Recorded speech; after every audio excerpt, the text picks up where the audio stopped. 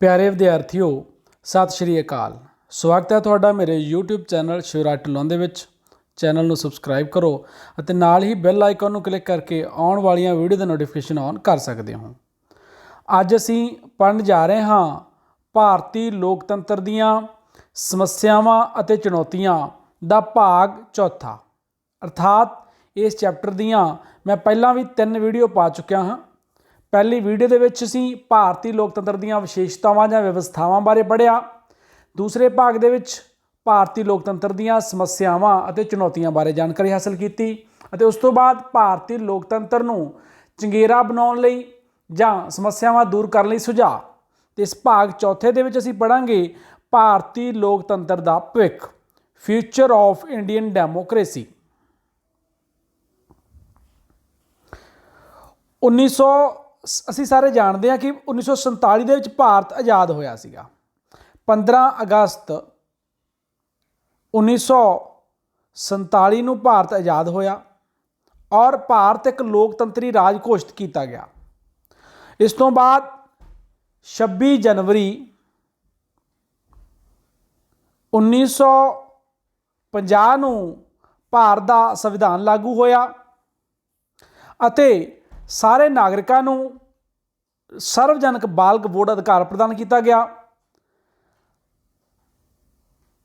पर जिहड़े पश्चिमी देश सी उन्होंने भारतीय लोकतंत्री व्यवस्था संबंधी शक प्रगट किया कि अनपढ़ वड्डी गिनती च अनपढ़ लोग है तो उत्थे की लोकतंत्र सफल हो सकता है और अनपढ़ ते गरीब लोगों के विच ये जिहड़ी लोकतंत्री परंपरा किस तरह विकसित होणगियां। सो उन्हां दा मनना सी कि ये बांदर दे हत्थ 'च बंदूक आ गई है, हुण ये किवें चलदा लोकतंत्र ये देखना पवेगा। परंतु भारत के लोगों ने पश्चिमी देशों का यह वहम कढ़ता, दूर करता तो हुण तक भारत 'च 17 आम चोणां हो चुकियां। 17वीं लोक सभा की चोण जिहड़ी है वो 2019 दे विच होई सीगी। हुण तक 17 लोक सभा चोणां हो चुकी और राज्यां दीयां बहुत सारियां विधान सभा चोणां भी हो चुकी, जिहदे विच लोकां ने जदों भी समझा कि सरकार जिहड़ी वो गैर जिम्मेवार हो गई है, उन्हां दे हितां दी ठीक प्रतिनिधित्व नहीं करती, तो उन्होंने संविधानक तरीके राहीं सरकार नूं बदल के लोकतंत्र दे अपना विश्वास जिहड़ा वो प्रगट किया। भावें असीं पिछले चैप्टरां दे विच बड़ा विस्तार दे विच पढ़िया कि वड्डे पद्धर ते भारतीय लोकतंत्र बहुत सारियां चुनौतियां दा सामना कर रहा है, पर फिर भी कुछ ਜਿਹੜੀਆਂ ਗੱਲਾਂ ਉਹ ਅਸੀਂ ਪੜ੍ਹਦੇ ਹਾਂ ਜਿਨ੍ਹਾਂ ਤੋਂ ਲੱਗਦਾ ਹੈ ਕਿ ਭਾਰਤ ਦਾ ਜਿਹੜਾ ਭਾਰਤੀ ਲੋਕਤੰਤਰ ਦਾ ਜਿਹੜਾ ਭਵਿੱਖ ਹੈ ਉਹ ਉਜਵਲ ਹੈ ਜਾਂ ਭਾਰਤੀ ਲੋਕਤੰਤਰ ਲੰਮੇ ਸਮੇਂ ਤੱਕ ਚੱਲੇਗਾ। ਸਭ ਤੋਂ ਪਹਿਲਾਂ ਲੋਕਤੰਤਰੀ ਸੰਸਥਾਵਾਂ ਦਾ ਪੁਰਾਣਾ ਇਤਿਹਾਸ। ਚਾਹੇ ਜੇ ਆਧੁਨਿਕ ਯੁੱਗ ਦੀ ਗੱਲ ਕਰੀਏ ਅਸੀਂ ਤਾਂ ਸਾਡੇ ਦੇਸ਼ ਦੇ ਵਿੱਚ ਜਿਹੜੀ ਲੋਕਤੰਤਰੀ ਵਿਵਸਥਾ ਹੈ ਉਹ 1947 ਤੋਂ ਹੋਈ ਮੰਨ ਸਕਦੇ ਹਾਂ। ਉਸ ਤੋਂ ਪਹਿਲਾਂ ਅਸੀਂ 200 ਸਾਲ ਬਰਤਾਨੀਆ ਦੇ ਗੁਲਾਮ ਰਹੇ, पर फिर भी जो उस तो पुराना इतिहास देखिए तो असी ये समझ सकते हैं आसानी दे नाल कि भारत दे विच पुराने समय तो ही लोकतंत्री संस्थावां कायम हो रही ने। जेकर गल करिए चाहे बरतानिया के गुलामी के समय दे विच साडी जिहड़ी पेंडू भाईचारा जां पेंडू सभ्याचार सी उहनूं जरूर सੱਟ ਵੱਜੀ, पर जेकर असी उस तो पिछे निगाह मारीए झात मारीए तो भारत के पिंडां दे विच लोकतंत्री व्यवस्थावां जिहड़ियां देखण नूं मिलदियां। अंग्रेज़ां ने भी जदों भारत दे विच सी तां लोकां दी मंग नूं ध्यान च रखदे होए सीमित रूप च वोट दा अधिकार दित्ता सीगा। 1919 दे विच, 1909 दे विच, फिर 1919 दे विच, फिर 1935 दे विच जिहड़े एक्ट बनाए गए सी जिथे भारती लोगों को सीमित रूप दे विच वोट दा अधिकार दित्ता गया सी ते केंद्र ते राज्यां च विधान मंडलां दा गठन भी कीता गया सीगा। सो ये संस्थावां जिहड़ियां ने ये जिहड़ियां हेठले पद्धर दीयां संस्थावां हुंदियां ने यही जिहड़ियां लोकतंत्र की नींह रखदियां जां लोकतंत्र के मकान की जिहड़ी इन्हां ते ही उसारी कीती जाती है। सो भारत दे विच पुरानी परंपरा रही है लोकतंत्र की। इस तो इलावा लोकतंत्र विच विश्वास जेकर गल करिए, जेकर 1947 तो बाद की भी गल करिए तो लोग चाहे साडी वोट परसेंटेज बहुत ही उच्ची नहीं रही है, चाहे साडे लोकतंत्र बहुत वड्डियां समस्यावां का सामना कर रहा है, पर फिर भी लोगों ने डेमोक्रेसी दे विच अपना जिहड़ा विश्वास सीगा ਉਹ ਜ਼ਰੂਰ ਦਿਖਾਇਆ। ਜਿਹੜੀ ਪਾਵਰ ਟੂ ਦਾ ਪੀਪਲ ਸੀ, ਉਸ ਕਨਸੈਪਟ ਦੇ ਧਾਰਨੀ ਬਣੇ ਆ, ਜਾਂ ਉਹਦੇ ਵਿੱਚ ਵਿਸ਼ਵਾਸ ਜਿਹੜਾ ਹੈਗਾ ਉਹਨਾਂ ਲੋਕਾਂ ਦਾ, ਸਾਡੇ ਲੋਕਾਂ ਦਾ ਦੇਖਣ ਨੂੰ ਮਿਲਦਾ ਹੈਗਾ। ਜਦੋਂ ਵੀ ਭਾਰਤ ਵਿੱਚ ਲੋਕਤੰਤਰ ਨੂੰ ਕਿਸੇ ਵੀ ਬਾਹਰੀ ਜਾਂ ਅੰਦਰੂਨੀ ਖਤਰੇ ਦਾ ਸਾਹਮਣਾ ਕਰਨਾ ਪਿਆ ਤਾਂ ਲੋਕਾਂ ਨੇ ਉਸ ਖਤਰੇ ਦਾ ਡਟ ਕੇ ਮੁਕਾਬਲਾ ਕੀਤਾ ਤੇ ਲੋਕਤੰਤਰ ਦੀ ਰੱਖਿਆ ਕੀਤੀ ਹੈ। 1962 ਦੇ ਵਿੱਚ ਜਿਹੜਾ ਸੀਗਾ ਉਹ ਚੀਨ ਨਾਲ ਭਾਰਤ ਦਾ ਯੁੱਧ ਹੋਇਆ। ਫਿਰ 1965 ਤੇ 1971 ਦੇ ਵਿੱਚ ਪਾਕਿਸਤਾਨ ਦੇ ਨਾਲ ਯੁੱਧ ਹੋਇਆ। 1999 ਦੇ ਵਿੱਚ ਫਿਰ ਪਾਕਿਸਤਾਨ ਨਾਲ ਕਾਰਗਿਲ ਦੀ ਜਿਹੜਾ ਯੁੱਧ ਹੋਇਆ। ਤਾਂ ਇਹਨਾਂ ਹਮਲਿਆਂ ਦਾ ਭਾਰਤ ਵਾਸੀਆਂ ਨੇ ਡਟ ਕੇ ਮੁਕਾਬਲਾ ਕੀਤਾ ਤੇ ਇਸ ਤਰੀਕੇ ਨਾਲ 1975 'ਚ ਜਿਹੜੀ ਇੰਦਰਾ ਗਾਂਧੀ ਦੁਆਰਾ ਲਾਈ ਗਈ ਅੰਦਰੂਨੀ ਸੰਕਟ ਸੀਗਾ, ਉਹਦਾ ਵੀ ਭਾਰਤੀ ਲੋਕਾਂ ਨੇ ਡਟ ਕੇ ਵਿਰੋਧ ਕੀਤਾ ਸੀ ਤੇ ਜਿਹੜਾ ਆਉਣ ਵਾਲਾ ਇਲੈਕਸ਼ਨ ਸੀ ਉਹਦੇ 'ਚ ਸ਼੍ਰੀਮਤੀ ਇੰਦਰਾ ਗਾਂਧੀ ਨੂੰ ਬੁਰੀ ਤਰ੍ਹਾਂ ਹਾਰ ਦਾ ਸਾਹਮਣਾ ਕਰਨਾ ਪਿਆ ਸੀਗਾ। ਸੋ ਜਿੱਥੇ ਵੀ ਭਾਰਤੀ ਲੋਕਾਂ ਨੂੰ ਜਿਹੜਾ ਹੈਗਾ ਲੋਕਤੰਤਰ ਨੂੰ ਖਤਰਾ ਮਹਿਸੂਸ ਕੀਤਾ, ਉੱਥੇ ਉਹਦਾ ਵਿਰੋਧ ਕੀਤਾ ਹੈ। ਇਹ ਗੱਲ ਜਿਹੜੀ ਹੈ ਭਾਰਤੀ ਲੋਕਤੰਤਰ ਦੇ ਉੱਜਲ ਭਵਿੱਖ ਲਈ ਜਿਹੜੀ ਹੈ ਸਾਬਤ ਹੋਈ ਹੈ। ਇਸ ਤੋਂ ਬਾਅਦ 1985 'ਚ ਪੰਜਾਬ ਵਿੱਚ ਅਤੇ ਅਸਾਮ ਵਿੱਚ ਹੋਈਆਂ ਵਿਧਾਨ ਸਭਾ ਦੀਆਂ ਚੋਣਾਂ। ਸਤੰਬਰ 1996 ਵਿੱਚ 7 ਸਾਲਾਂ ਦੇ ਅੰਤਰ ਪਿੱਛੋਂ ਨਵੰਬਰ-ਦਸੰਬਰ 2014 'ਚ ਅੱਤਵਾਦ ਤੋਂ ਪ੍ਰਭਾਵਿਤ ਰਾਜ ਜੰਮੂ ਕਸ਼ਮੀਰ ਵਿਧਾਨ ਸਭਾ ਦੀਆਂ ਚੋਣਾਂ 'ਚ ਵੱਧ ਚੜ੍ਹ ਕੇ ਹਿੱਸਾ ਲੈ ਕੇ ਲੋਕਾਂ ਨੇ ਲੋਕਤੰਤਰ 'ਚ ਆਪਣਾ ਵਿਸ਼ਵਾਸ ਪੱਕਾ ਕੀਤਾ ਹੈ। ਲੰਮਾ ਸਮਾਂ ਜਿਹੜੀਆਂ ਚੋਣਾਂ ਨਹੀਂ ਹੋਈਆਂ, ਲੰਮਾ ਸਮਾਂ ਜੰਮੂ ਕਸ਼ਮੀਰ ਚੋਣਾਂ ਨਹੀਂ ਹੋਈਆਂ, ਪਰ ਉਸ ਤੋਂ ਬਾਅਦ ਜਦੋਂ ਚੋਣਾਂ ਹੋਈਆਂ, ਪਰ ਜਦੋਂ ਲੰਬੇ ਸਮੇਂ ਬਾਅਦ ਚੋਣਾਂ ਹੋਈਆਂ ਤਾਂ ਵੱਖ-ਵੱਖ ਦਲਾਂ ਵੱਲੋਂ ਚਾਹੇ ਧਮਕੀਆਂ ਵੀ ਦਿੱਤੀਆਂ ਗਈਆਂ, ਸਿਕਿਉਰਿਟੀ ਫੋਰਸਸ ਦੀਆਂ ਜਿਹੜੀਆਂ ਨੂੰ ਧਮਕੀਆਂ ਮਿਲੀਆਂ, ਤਾਂ ਲੋਕਾਂ ਦਾ ਵਿਰੋਧ ਵੀ ਹੋਇਆ ਉਹਨਾਂ ਵੱਲੋਂ, ਪਰ ਫਿਰ ਵੀ ਲੋਕਾਂ ਨੇ ਬਿਨਾਂ ਕਿਸੇ ਡਰ ਤੋਂ ਨਿਡਰ ਹੋ ਕੇ ਚੋਣਾਂ ਦੇ ਵਿੱਚ ਭਾਗ ਲਿਆ ਸੀ। ਸੋ ਇਹ ਵੀ ਲੋਕਤੰਤਰ 'ਚ ਵਿਸ਼ਵਾਸ ਜਿਹੜਾ ਹੈਗਾ ਲੋਕਾਂ ਦਾ ਉਹਨੇ ਪੱਕਾ ਕੀਤਾ। ਸੋ ਇਸ ਤੋਂ ਇਲਾਵਾ ਮਿਜ਼ੋ ਸਮਝੌਤਾ ਵੀ ਇਸ ਤਰ੍ਹਾਂ ਦਾ ਸੂਚਕ ਹੈ। ਨਵੰਬਰ-ਦਸੰਬਰ 2014 ਦੌਰਾਨ ਕਰਾਈਆਂ ਗਈਆਂ ਜੰਮੂ ਕਸ਼ਮੀਰ ਵਿਧਾਨ ਸਭਾ ਦੀਆਂ ਚੋਣਾਂ ਦੌਰਾਨ 70% ਲੋਕਾਂ ਦੁਆਰਾ ਆਪਣੇ ਮਤ ਅਧਿਕਾਰ ਦਾ ਪ੍ਰਯੋਗ ਕੀਤਾ ਗਿਆ, ਜੋ ਕਿ ਭਾਰਤ ਦੇ ਹਿਸਾਬ ਨਾਲ ਕਾਫੀ ਉੱਚਾ ਮਤ ਦਾ ਅਧਿਕਾਰ ਪਰਸੈਂਟੇਜ ਹੈ। ਕਾਫੀ ਵੱਧ ਪ੍ਰਤੀਸ਼ਤ ਲੋਕਾਂ ਨੇ ਜਿਹੜੀ ਕਿ ਵੋਟ ਦਿੱਤਾ। ਤਾਂ ਇਹ ਉਹਨਾਂ ਦਾ ਲੋਕਤੰਤਰ 'ਚ ਵਿਸ਼ਵਾਸ ਦਾ ਪ੍ਰਗਟਾਵਾ ਹੀ ਹੈ ਕਿ ਅੱਤਵਾਦ ਤੇ ਵੱਖਵਾਦ ਦੇ ਵਿਰੋਧ ਦੇ ਫਤਵਿਆਂ ਦੇ ਬਾਵਜੂਦ ਵੀ ਜਿਹੜਾ ਇਹ ਕੰਮ ਕੀਤਾ ਗਿਆ। ਇਸ ਤੋਂ ਇਲਾਵਾ 2020 'ਚ ਜੰਮੂ ਕਸ਼ਮੀਰ 'ਚ ਧਾਰਾ 370 ਦੇ ਖਾਤਮੇ ਪਿੱਛੋਂ ਜ਼ਿਲ੍ਹਾ ਵਿਕਾਸ ਪ੍ਰੀਸ਼ਦ ਦੀਆਂ ਚੋਣਾਂ ਕਰਾਈਆਂ ਗਈਆਂ, ਜਿਹਦੇ ਵਿੱਚ ਲੋਕਾਂ ਨੇ ਅੱਤਵਾਦੀਆਂ ਦੁਆਰਾ ਦਿੱਤੀਆਂ ਗਈਆਂ ਧਮਕੀਆਂ ਦੇ ਬਾਵਜੂਦ ਵੀ ਉਹਨਾਂ ਚੋਣਾਂ ਦੇ ਵਿੱਚ ਵੱਧ ਚੜ੍ਹ ਕੇ ਹਿੱਸਾ ਲਿਆ ਸੀਗਾ। ਸੋ ਇਹ ਜਿਹੜੀਆਂ ਗੱਲਾਂ ਨੇ ਲੋਕਾਂ ਦੇ, ਭਾਰਤੀ ਲੋਕਾਂ ਦੇ ਲੋਕਤੰਤਰ ਵਿੱਚ ਵਿਸ਼ਵਾਸ ਹੋਣ ਦਾ ਸਬੂਤ ਜਿਹੜਾ ਪੇਸ਼ ਕਰਦੀਆਂ ਹਨ। ਤਾਨਾਸ਼ਾਹੀ ਤੋਂ ਨਫ਼ਰਤ, ਜਿਹੜੀ ਡਿਕਟੇਟਰਸ਼ਿਪ ਹੈ, ਉਹਦੇ ਤੋਂ ਲੋਕਾਂ ਦਾ ਜਿਹੜਾ ਵਿਸ਼ਵਾਸ ਨਹੀਂ ਹੈ। ਲੋਕ ਜਿਹੜਾ ਤਾਨਾਸ਼ਾਹੀ ਨੂੰ ਬਰਦਾਸ਼ਤ ਨਹੀਂ ਕਰਦੇ ਹੈ।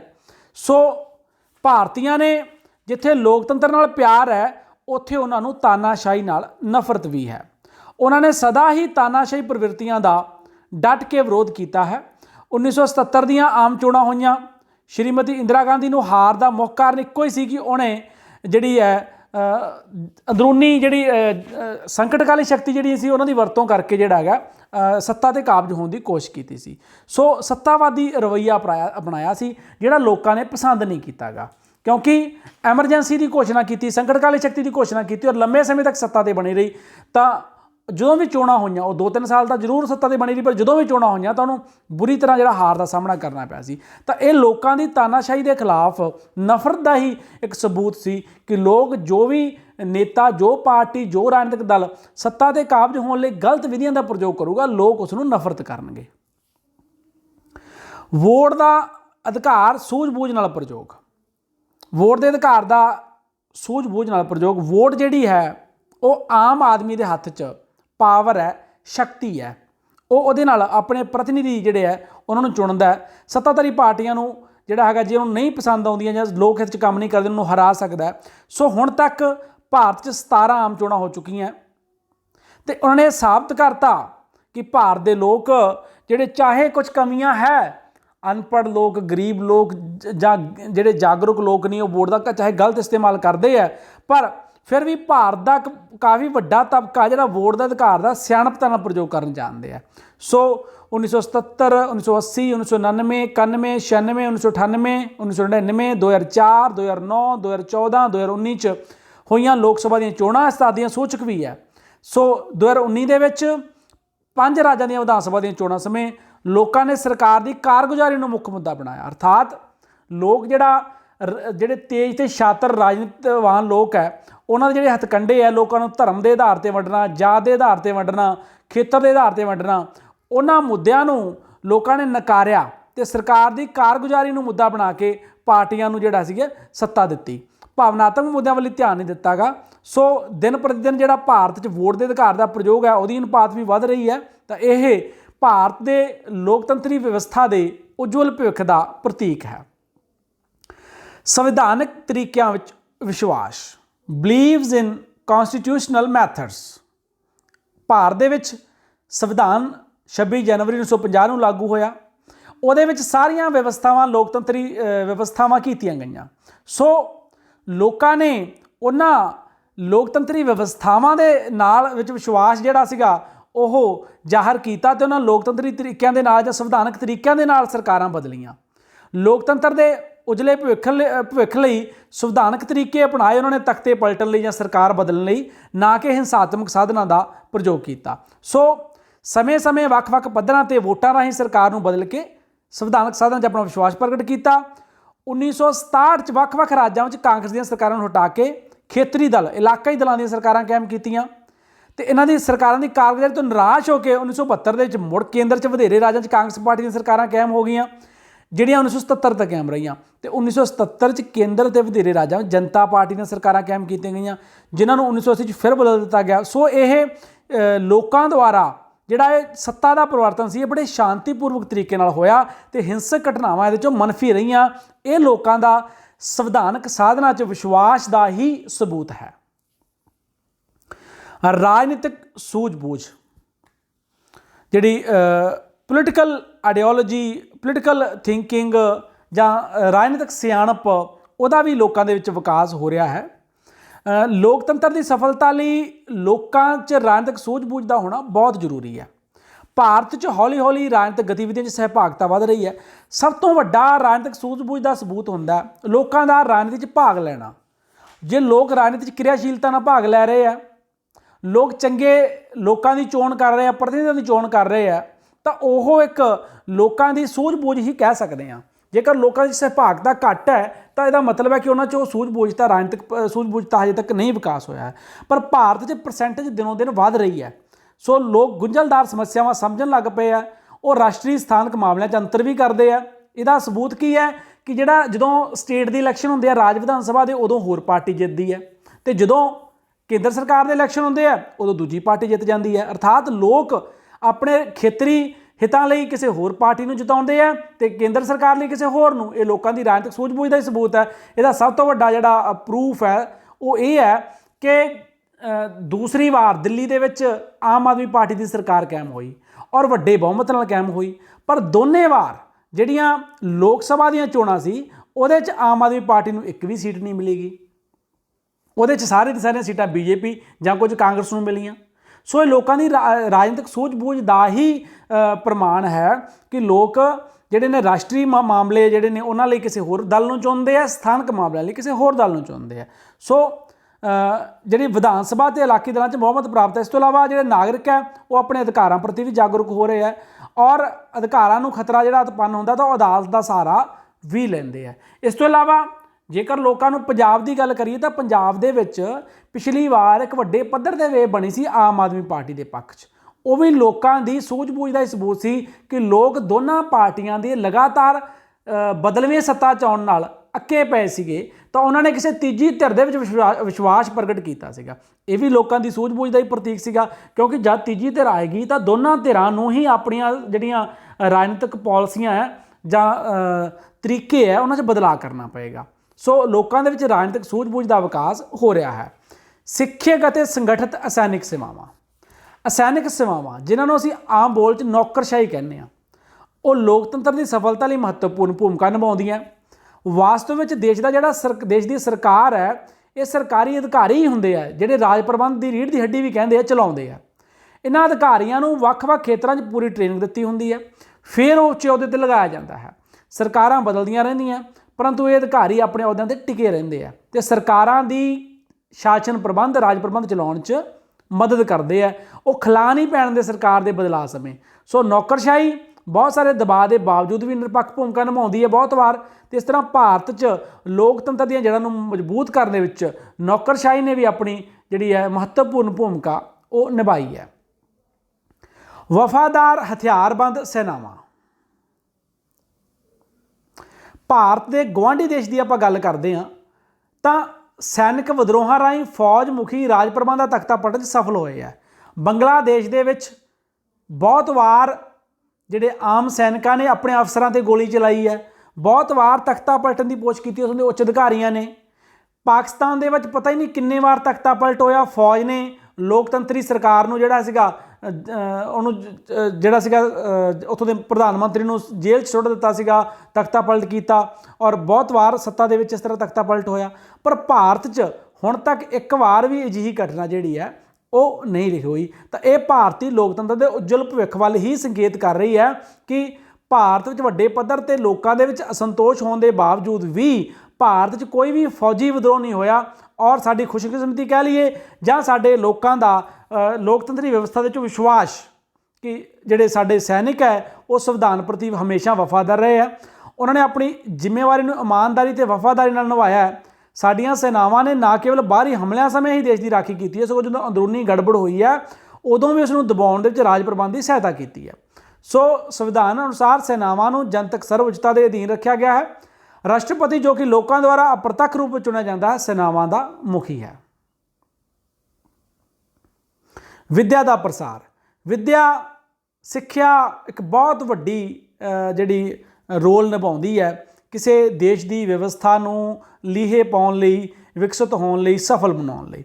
ਸੋ ਭਾਰਤ ਵਿੱਚ ਜੋ ਦਿਨੋਂ ਦਿਨ ਵਿੱਦਿਆ ਦਾ ਪ੍ਰਸਾਰ ਹੋ ਰਿਹਾ ਹੈ ਉਹ ਵਿੱਦਿਆ ਦਾ ਪ੍ਰਸਾਰ ਜ਼ਰੂਰੀ ਵੀ ਹੈ। ਔਰ ਹੁਣ ਤਾਂ ਭਾਰਤ ਨੇ ਜਿਹੜਾ 2004 ਦੇ ਵਿੱਚ 83ਵੀਂ ਸੋਧ ਹੋਈ, 86ਵੀਂ ਸੋਧ ਹੋਈ ਤਾਂ ਭਾਰਤ ਦੀ ਸੰਵਿਧਾਨ ਦੇ ਜਿਹੜੇ ਮੌਲਿਕ ਅਧਿਕਾਰਾਂ ਵਾਲੇ ਅਧਿਆਏ 'ਚ 21A ਦੇ ਅਧੀਨ ਸਿੱਖਿਆ ਨੂੰ ਸ਼ਾਮਲ ਕੀਤਾ ਗਿਆ ਮੌਲਿਕ ਅਧਿਕਾਰਾਂ ਵਾਲੇ ਅਧਿਆਏ ਵਿੱਚ। ਅਰਥਾਤ 6 ਤੋਂ 14 ਸਾਲ ਤੱਕ ਦੀ ਉਮਰ ਦੇ ਬੱਚਿਆਂ ਨੂੰ ਮੁਫਤ ਤੇ ਲਾਜ਼ਮੀ ਵਿੱਦਿਆ ਦਾ ਅਧਿਕਾਰ ਪ੍ਰਦਾਨ ਕੀਤਾ ਗਿਆ। ਰਾਜ ਦੀ ਜ਼ਿੰਮੇਵਾਰੀ ਹੈ 6 ਤੋਂ 14 ਸਾਲ ਤੱਕ ਦੀ ਉਮਰ ਦੇ ਬੱਚਿਆਂ ਨੂੰ ਅਰਥਾਤ 8ਵੀਂ ਤੱਕ ਬੱਚਿਆਂ ਨੂੰ ਮੁਫਤ ਤੇ ਲਾਜ਼ਮੀ ਸਿੱਖਿਆ ਦੇਣੀ। ਉਹਨਾਂ ਨੂੰ ਕਿਤਾਬਾਂ, ਖਾਣਾ, ਵਰਦੀ ਸਭ ਕੁਝ ਮੁਹੱਈਆ ਰਾਜ ਕਰਵਾਊਗਾ। ਇਹ ਰਾਜ ਦੀ ਜ਼ਿੰਮੇਵਾਰੀ ਹੈ।